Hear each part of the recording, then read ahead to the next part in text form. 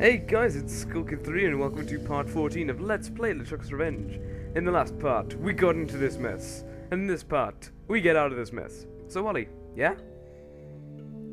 I love you, man. Let's keep our heads, shall we?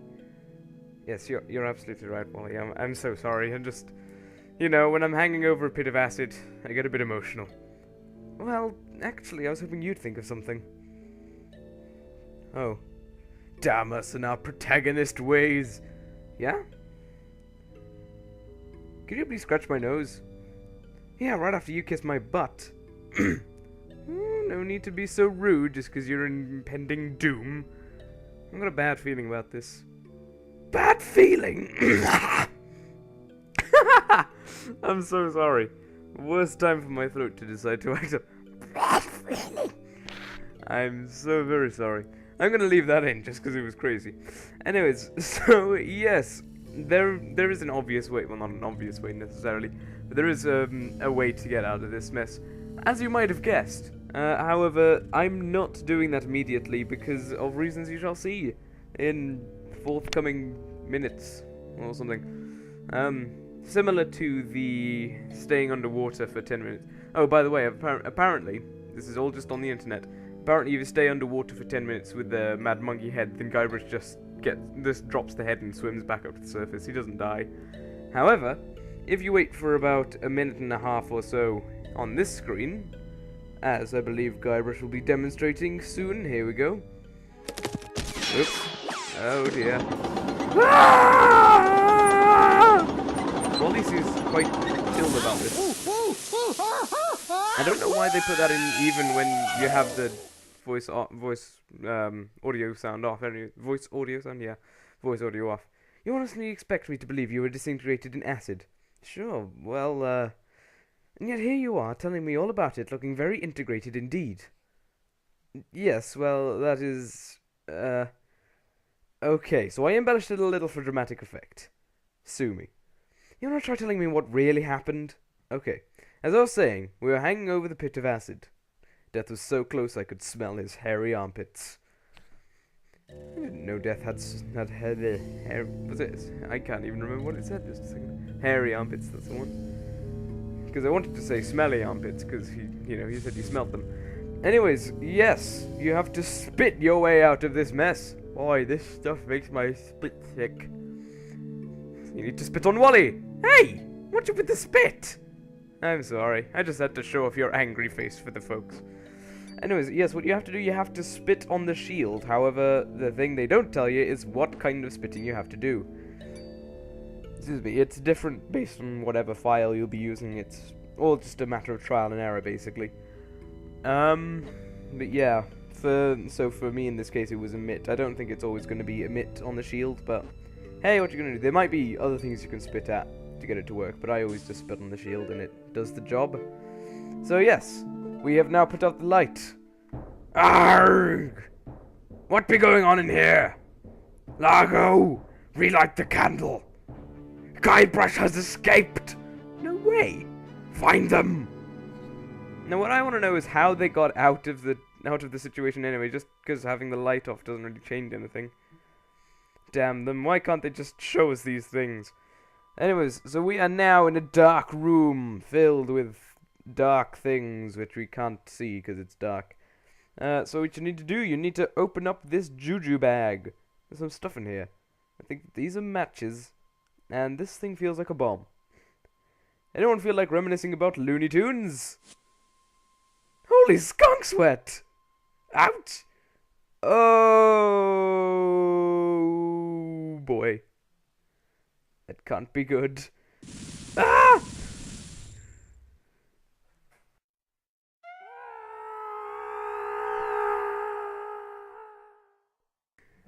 Part 4, Dinky Island. That's right, not Inky, not Pinky, not Winky, not Flinky, or any other Inky. It's Dinky Island that we're looking for. Hours later. Ow! Ow. Intense pain. Ooh, a sign. And Guybrush can just get up like, like a boss. I'm not even sure what that phrase means. I've just heard it around the place. So, yes, this is the home of Great Whoop? No, Big Whoop. I'm not sure why I said Great Whoop. Wait, is that who I think it is? Herman Toothrot? Just, what? Herman Toothrot? What are you doing here? Oh, hi. I've been waiting for you. What do you mean you've been waiting for me? Our meeting comes at this, the final moment of my existence so far. Surely every moment is the final moment of your existence so far. All else has been in anticipation of this event. Do you mean to tell me that your whole life has been merely a prelude to meeting me here today? Yours too. But see, already the moment passes. Now our meeting is nothing more than another note in the grand overture to the next passage. I see. What are you doing here? I'm teaching philosophy here. Right here, on the beach.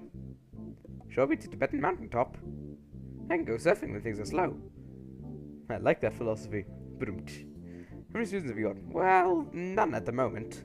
But as soon as word gets out that a guru such as myself is teaching in a beautiful locale like this, I'll have to beat them up with a stick.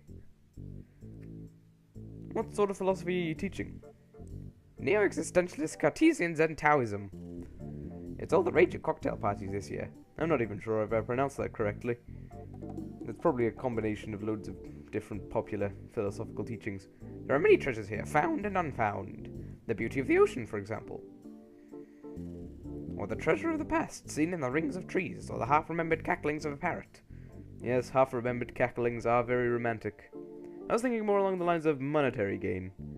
Money is seldom a treasure, my friend. Nonetheless, we'd still like some. Could you teach me some philosophy? Okay, here's a Zen cone for you. A what? A philosophical puzzle. If a tree falls in this forest, in that forest, it doesn't have to be this one, and no one's around to hear it. What color is the tree? Forest green? Not even close. Cyan?